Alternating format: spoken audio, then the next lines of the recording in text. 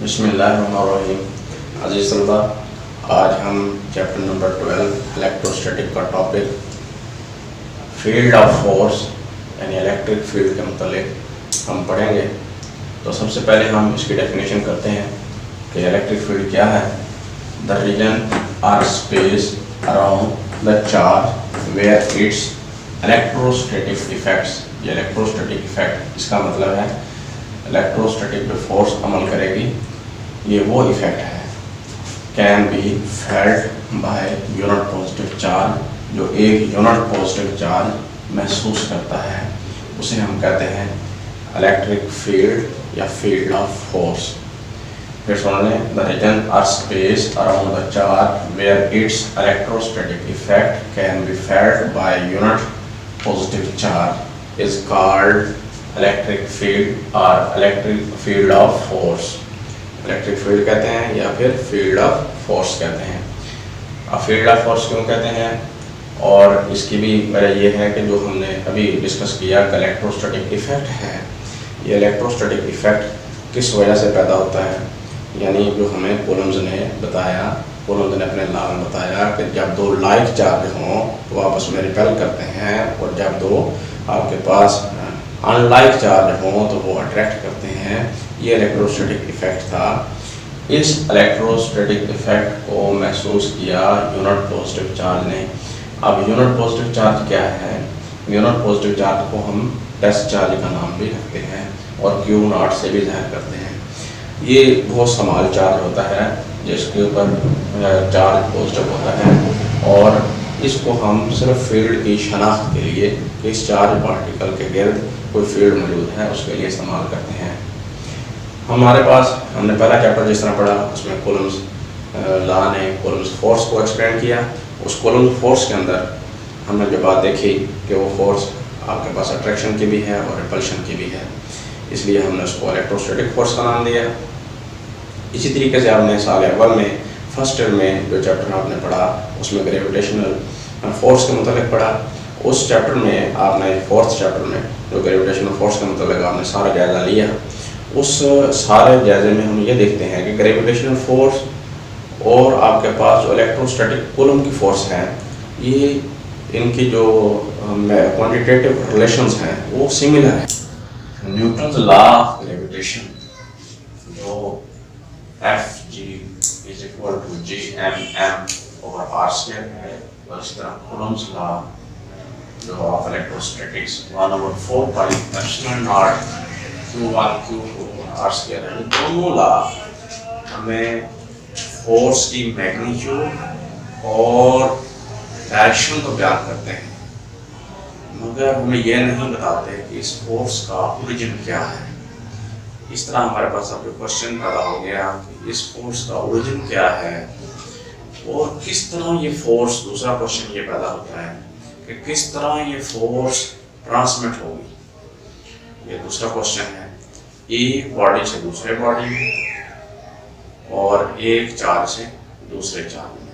यानी दूसरा क्वेश्चन ये हुआ कि किस तरह ये फोर्स एक बॉडी से दूसरे बॉडी में या फिर एक चार्ज से दूसरे चार्ज की तरफ ट्रांसमिट होगी।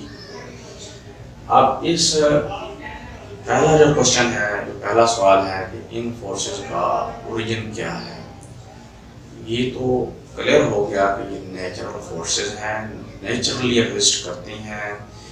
ये अननोन है अभी बात, यानी इसका भी राज मालूम नहीं हुआ। दूसरी बात ये हुई हमारे पास जो ट्रांसमिशन की है, यानी ये किस तरह ट्रांसमिट करती हैं एक बॉडी से दूसरे बॉडी की तरफ। इसका सारा कंसेप्ट माइकल फैराडे ने इलेक्ट्रिक फील्ड की मदद से पेश किया।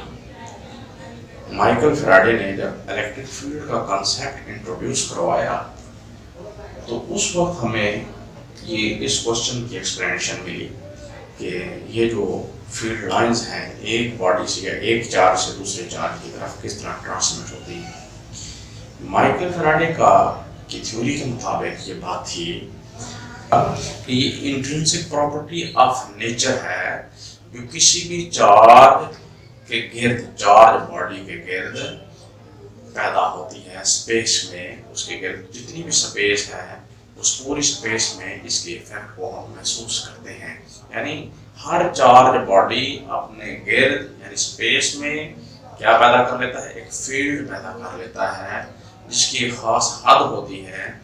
जब भी टेस्ट चार्ज लेकर आप करीब आते हैं, जैसे ये Q0 हमारे पास टेस्ट चार्ज है, इसको हम करीब लेकर आते हैं, तो ये हमारे पास Q के करीब जब आता है तो ये इसके करीब आने पर इसके ऊपर अपना इलेक्ट्रोस्टैटिक इफेक्ट दिखाता है। ये जो फील्ड है हमारे पास इस चार्ज का, हमारे Q चार्ज का Q0 के फील्ड के साथ इंटरेक्ट करेगा। Q0 का भी फील्ड होता है, वो बहुत कमजोर होता है, वो कंसिडरेबल नहीं रहता। और जो हमारे पास Q का फील्ड है वो हम इसकी मदद से डिटेक्ट करने में कामयाब हो जाते हैं। इस फील्ड को मालूम करने के लिए एक टर्म हम इस्तेमाल करते हैं जिसे हम कहते हैं इलेक्ट्रिक फील्ड इंटेंसिटी। ये कंसेप्ट था कि इलेक्ट्रिक फील्ड इंटेंसिटी हमें फील्ड की मैग्नीट्यूड भी बताएगी और उस पॉइंट पर लगने वाली फोर्स की डायरेक्शन, यानी इलेक्ट्रिक फील्ड इंटेंसिटी की डायरेक्शन भी हमें मालूम हो जाएगी। जो इलेक्ट्रिक फील्ड इंटेंसिटी की डायरेक्शन होगी वही होती है जो फोर्स की डायरेक्शन होती है। अब हम इलेक्ट्रिक फील्ड इंटेंसिटी का कंसेप्ट पढ़ेंगे। Electric intensity strength of field को रिप्रेजेंट करती है। इसका फिजिकल मीनिंग या फिजिकल डेफिनेशन हम इस तरह बयान करते हैं, strength of electric field is called, आपके पास क्या है, इलेक्ट्रिक फील्ड इंटेंसिटी। यानी स्ट्रेंथ ऑफ इलेक्ट्रिक फील्ड, इसे नोट कर लें, स्ट्रेंथ ऑफ इलेक्ट्रिक फील्ड को हम क्या कहते हैं, इलेक्ट्रिक फील्ड इंटेंसिटी कहते हैं। इसी तरीके से जब हम इसको मैथमेटिकली कहते हैं, हम बयान करते हैं, तो मैथमेटिकली हमारे पास ये किसके बराबर आती है, फोर्स पर यूनिट चार्ज। अब यूनिट चार्ज ये हुई जो टेस्ट चार्ज, इसका नाम हमने Q0 रखा, फोर्स पर यूनिट चार्ज। ये फोर्स कौन सी है, ये फोर्स वही जो कूलम्ब ने इलेक्ट्रोस्टैटिक फोर्स को एक्सप्लेन किया। अब वो क्यों और किस तरह ये हुआ, क्योंकि हम इस चार्ज पार्टिकल Q के अंदर हम किसको लेकर आए हैं, उसके फील्ड में Q0 टेस्ट चार्ज को लेकर आए हैं। इन दोनों का आपस में इंटरेक्शन हुआ जिसके नतीजे में ये फोर्स सामने आई। Q ने Q0 पर फोर्स लगाई, Q0 का भी फील्ड था, वो वही सवाल होता है, उसका इंटरेक्शन बहुत थोड़ा होता है, इसलिए Q एक हैवी पार्टिकल था एज कम्पेयर टू Q0, उसका इंटरेक्शन ज़्यादा था। आपके पास Q चार्ज जो है उसके ज़्यादा इंटरेक्शन की वजह से हम Q की वजह से जो फील्ड है वो फाइंड आउट कर जाते हैं। अब Q जो हमारे पास आया, ये Q चार्ज ने Q0 पर जो फोर्स लगाई वो फोर्स है F, और ये फोर्स किसके बराबर है, according to Coulomb's law 1/4 pi epsilon naught Q0 over R square, इसके बराबर हमारे पास आए। अगर हम यही वैल्यूज इसमें पुट करें तो इस फोर्स की एक डायरेक्शन भी होती है, और वो डायरेक्शन हमारे पास यूनिट वेक्टर से जो है हम ज़ाहिर करते हैं। R यूनिट वेक्टर अगर हम ज़ाहिर कर दें तो ये फोर्स हमारे पास वेक्टर हो जाएगी। इसी तरह अगर फोर्स की डायरेक्शन है तो फिर इलेक्ट्रिक फील्ड की डायरेक्शन भी होगी। अगर हम फोर्स को वेक्टर क्वांटिटी बनाते हैं तो इलेक्ट्रिक फील्ड भी हमारे पास एक वेक्टर क्वांटिटी बन जाता है। फोर्स के ऊपर हमने एरो साइन दिया, वेक्टर क्वांटिटी बन गई हमारे पास। इसी तरीके से हमारे पास जो डायरेक्शन है इलेक्ट्रिक फील्ड इंटेंसिटी की, वो in the direction of force है, जो फोर्स की डायरेक्शन है उसी डायरेक्शन में इलेक्ट्रिक फील्ड आपके पास एक्ट करता है। तो अब जब हम ये वैल्यू पुट करते हैं हमारे पास जो इलेक्ट्रिक फील्ड आता है वो हमारे पास क्या रिजल्ट मिलता है, E इज इक्वल टू आपके पास फोर्स की वैल्यू 1/4 पाई एप्सिलॉन नॉट आपके पास Q into Q0 R square, और फिर ये Q0 हमारे पास R यूनिट वेक्टर, ये डिवाइडिंग फैक्टर है इसलिए हम उसी तरीके से इसको डिनोमिनेटर के नीचे लिखा। Q0 से Q0 कट गया, अब आपके पास क्या आया 1 और आपके पास 4 पाई epsilon not 1/4 pi epsilon not आपके पास Q over R square, R unit vector. Unit vector electric field की डायरेक्शन को ज़ाहिर कर रहा है, जो अभी हमने बताया था कि जिस तरह इलेक्ट्रोस्टैटिक फोर्स की डायरेक्शन है, अगर पॉजिटिव चार्ज है तो पॉजिटिव चार्ज की वजह से जो हमारे पास फील्ड की डायरेक्शन होगी वो आउटवर्ड होगी, बाहर की जाने वाली। इलेक्ट्रिक फील्ड इसके ऊपर एक्ट कर रहा है जो हमारे पास वो बाहर की जाने है। अब फील्ड ऑफ फोर्स क्यों कहा गया, क्योंकि इस फील्ड में फोर्स लगाई, इसी वजह से हम इसको फील्ड ऑफ फोर्स के नाम से भी पहचानते हैं। इलेक्ट्रिक फील्ड इंटेंसिटी एक वेक्टर क्वांटिटी है, इसका यूनिट क्या होगा?